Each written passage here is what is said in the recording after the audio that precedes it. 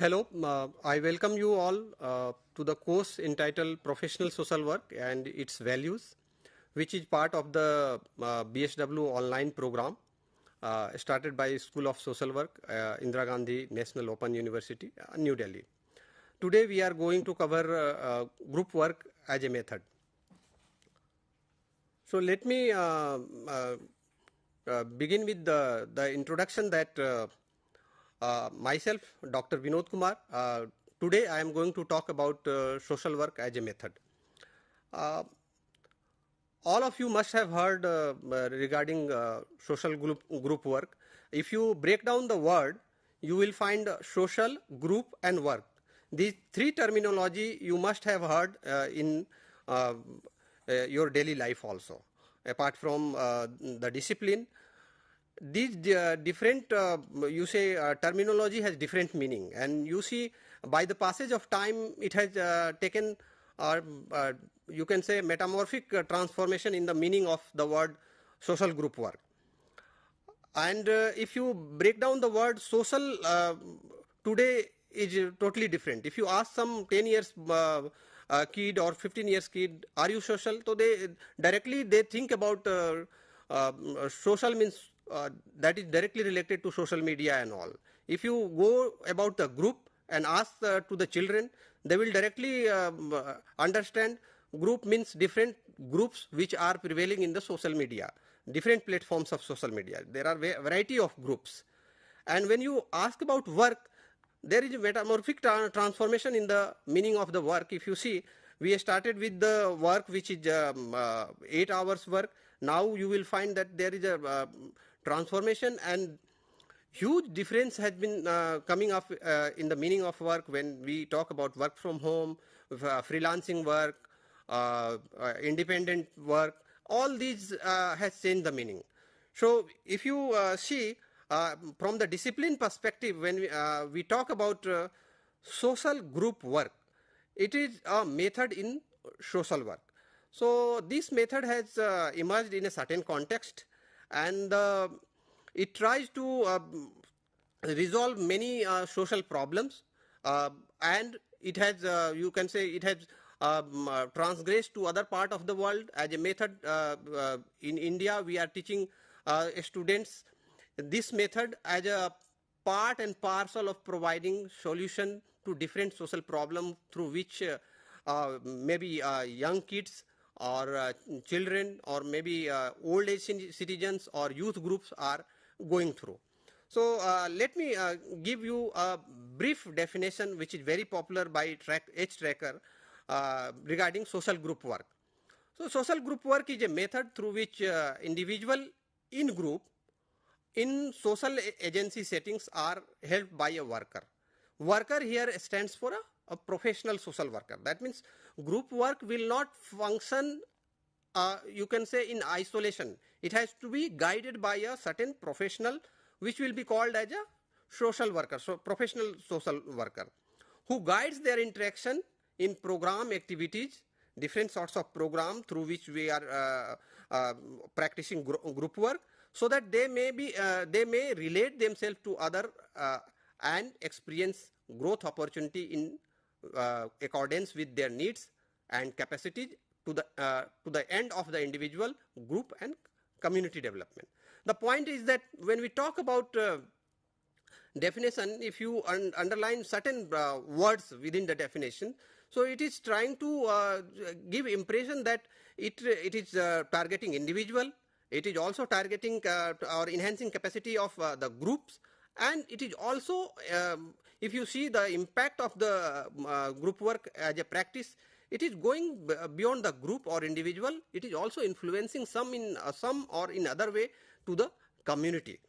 So when we talk about group work, it is useful in a different setting, and it has certain significance which we are going to discuss in today's deliberation. So when we talk about every method in social work has just different sets of objectives. So when we talk about social group work, the first objective comes into the mind is that to assist individual in their maturation. So every individual is unique, and their development, or you can say development or growth trajectory must be unique in their own.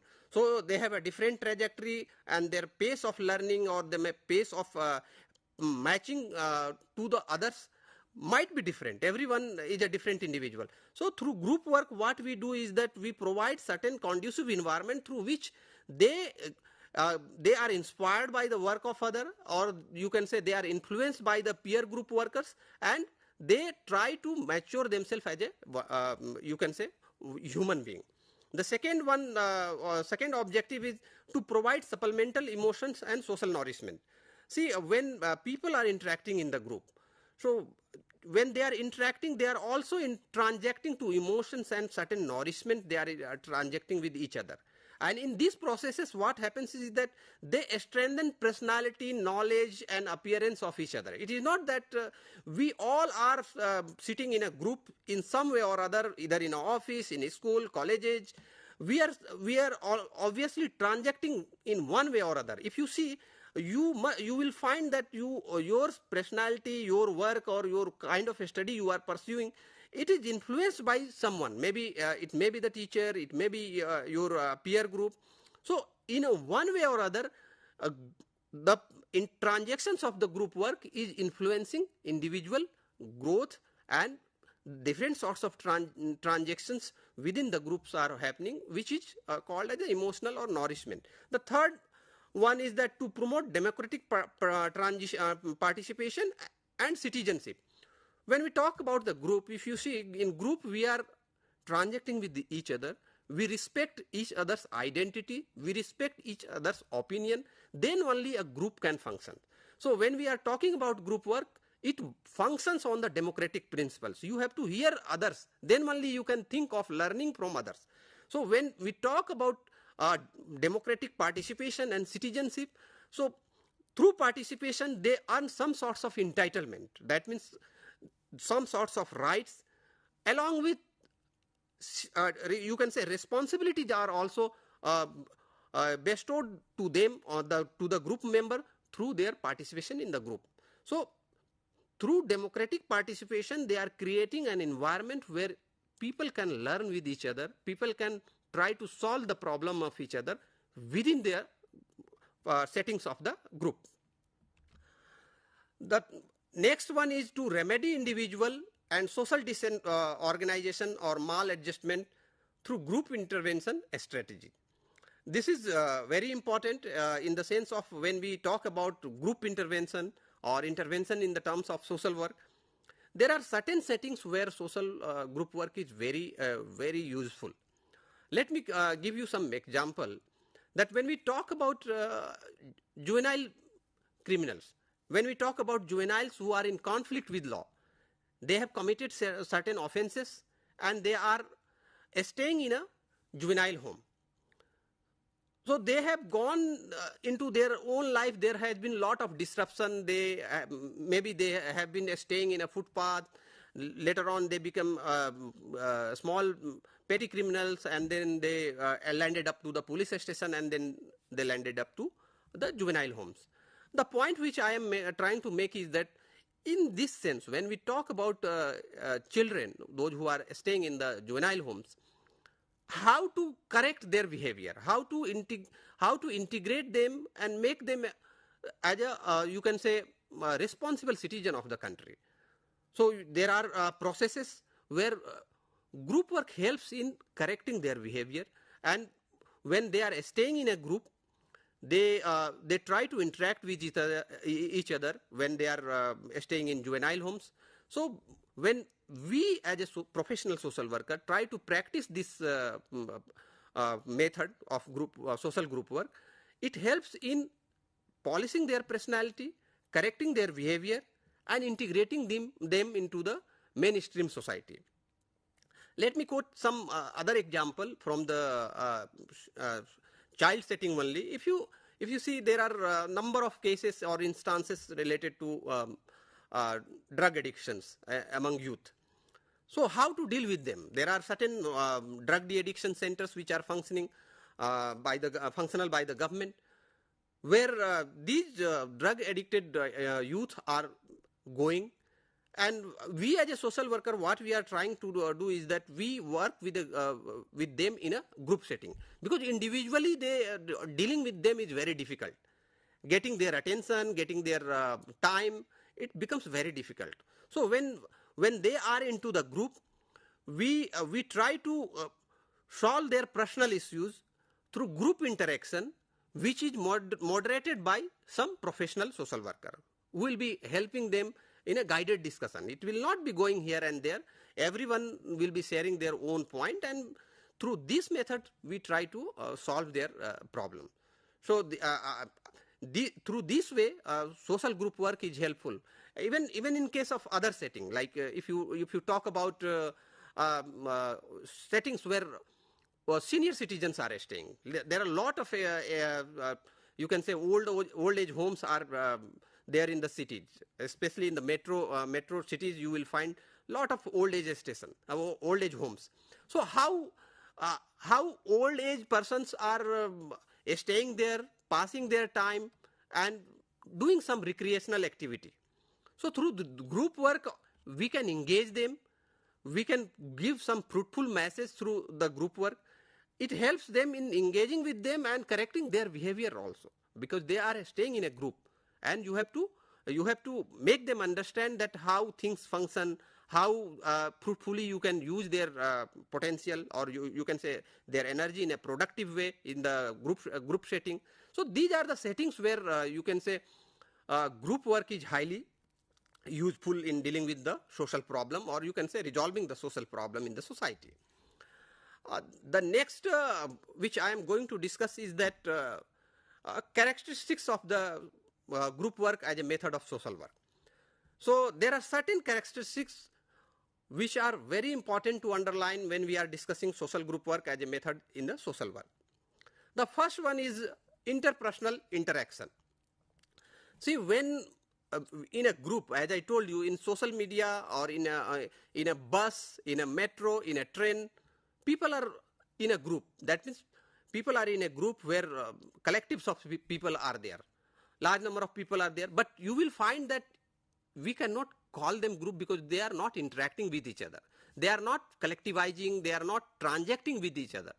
The point which I am trying to make is that interpersonal interaction is base, or you can say bedrock of the group work. Without transaction or without interpersonal interaction, there cannot be a group work. So when we talk about group, the interpersonal interaction is compulsory. The second one is interdependency. When we talk about group, the group members' interdependence with each other is important. When we take examples that we have given certain activities to a group. So if we have given certain activities to a group, every member will not be able to contribute in a same way. Every individual has certain skills. Every individual comes with us basic traits or behavior. They can contribute differently and enrich that particular exercise and strengthen their potential. But if you see how it will be affecting their you can say the peer group or the group members transaction, how it will be impacted. So when they are transacting into the group, they learn from each other, and when they are you can say there is a process of peer learning into the group. When they are dependent, they talk to each other, they try to learn each other's potential and each other's skill. The next one is goal.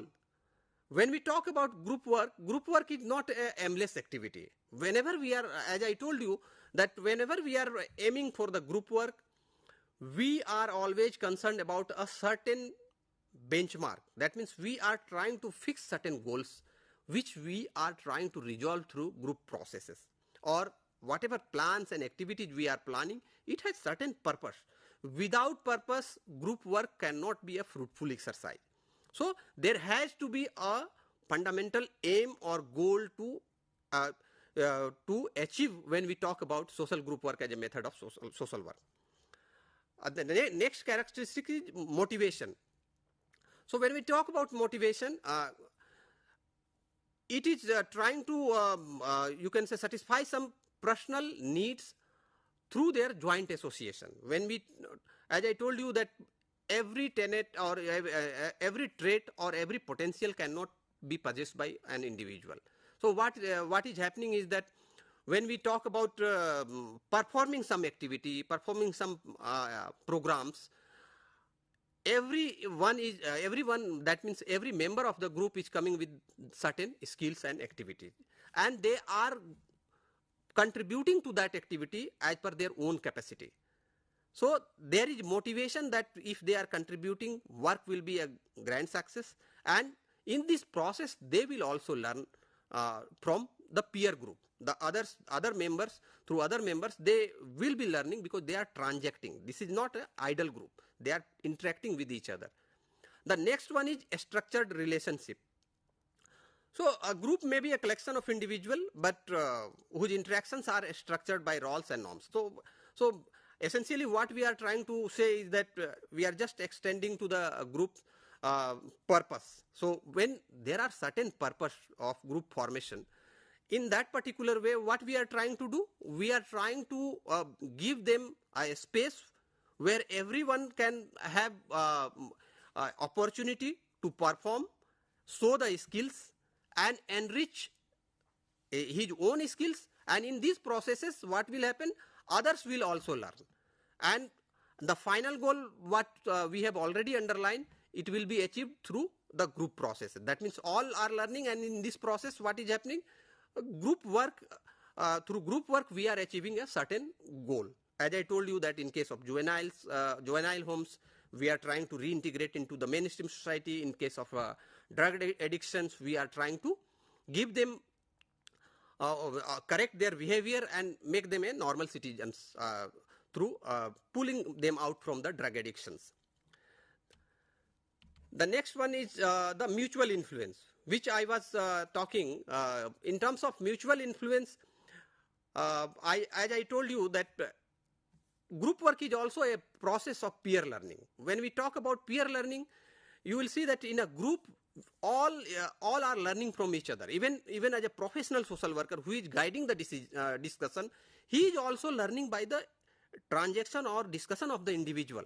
So what we are essentially trying to make conclusion here is that if they are not trying to transact with each other, that means if they are not interacting with each other, they are not influencing each other, they are not affecting the activities of each other, it cannot be called as a group work.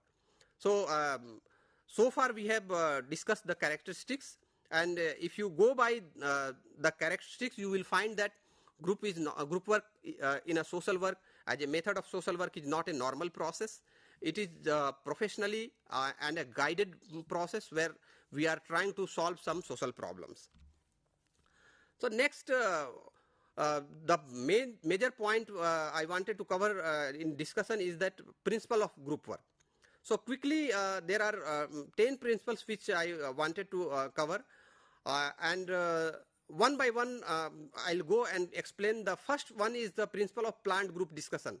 As I was explaining that every group process has to be a planned one. It is not a random process. It has to be a planned one. That means for the group processes, the principle is telling that it has to be planned one. It has to be planned in advance so that we will go by the prescription of the professional social worker. And in this way we can achieve the goal. If it is not the planned one, it will take more time and maybe you will not be able to achieve what you wanted to achieve. The second one is principle of a specific group objective. So the necessary point is that every group work has to be some sets of objective. Without some goal or objectives, there cannot be a group work. As I gave you example that there are number of groups which are functional in the society, number of groups which are functional on the social media platforms, but unless it is interacting and transacting with each other, it cannot be, or it is aiming at achieving at a certain purpose, it cannot be a group work. The third one is principle of purposeful worker group relationship. So every group member has a purposeful relationship with the professional social worker who is guiding the discussion. And in these processes, there is a mutual learning from both sides, and both are helping each other in achieving the goal. That means he or she, as a member of the group, is going into the group processes to achieve certain goals. So, as a social worker, professional social worker is helping, so that goal will be achieved when there is a purposeful relationship. Fourth one is the principle of continuous individualization. Very important principle, and again we talk about individualization in the social work. So individualization, that means every human being is individual is a unique personality, and we should not compare one member with the other member in the group. So as initially I told you that everyone has a different growth trajectory. They learn differently. They might be going the same point, they might cover in a different time. That is the point which individualization is trying to make here. The principle of guided group discussion, where through this we are aiming that the group will be guided by a professional social worker who will help in achieving the purpose. If it is going haywire, or if it is going in a direction where group purpose is not served, then it will become a difficult task for the group worker. That's why the guided group discussion is important. The next one is the principle of progressive program experiences. That means from the day one, every individual group member is enriching his own experiences or enriching his own skills through group transactions and through peer learning. And without this, group cannot be enriched, because everyone is sharing in the group, and through that only people are learning. The next one is principle of democratic self-determination. When we talk about group, as we have already discussed that democratic participation, so this principle is also important when we talk about principle of democratic group self-determination. That means group professional social worker is guiding the group discussion, but when it comes to taking the decision, he will not be taking the final decision. It is group member who will be taking decision. Their self-determination is important, where if you see indirectly, principle of individualization is also coming into the picture, because when we talk about group interest is prime, and if you see the professional social worker cannot hijack the whole discussion. Their discussion has to go in a direction where they are determining, they are self-determining. That is the point. The principle of flexible functional organization. So in a group work, in a way it is going by strict, you can say step by step, but at the same time it cannot go by the same principle everywhere. See, there are a lot of cultural variations, there are a lot of age variations when we talk about group. The way a youth group will act, a senior citizen group will not act. The way a children group will act, the senior citizen group will not act. So the point which I am trying to make is that, so you have to, as a professional social worker, that flexibility has to be given, and then only the final result or aims or purposeful activity can be conducted in through the social group work. The principle of resource mobilization. This is important in the sense that resource mobilization is important activity. Anything what you are doing in the society or for the individual, you need certain sets of resources. Maybe material, maybe monetary resources, maybe human resources. So how to identify certain skills, certain material resources, these are important principles which has to be applied in when we are functioning in the group work. The last principle is principle of evaluation. So when we are going through all these processes, so we have followed certain processes and we are following certain principles when we are practicing group work. So the last one is principle of evaluation. That means whatever we are doing, we have to evaluate whether we are able to achieve the objective, stated objective or not. If we have practiced group work for 3 months in a certain setting, we will try to evaluate when we are exiting as a professional social worker, when we are exiting from that particular activity, we will try to evaluate that how it can be strengthened, how it can be corrected, how outcome can be more, you can say, more outcome can be generated through this activity. And the next, we will be rest point we will be discussing in the next session. Thank you.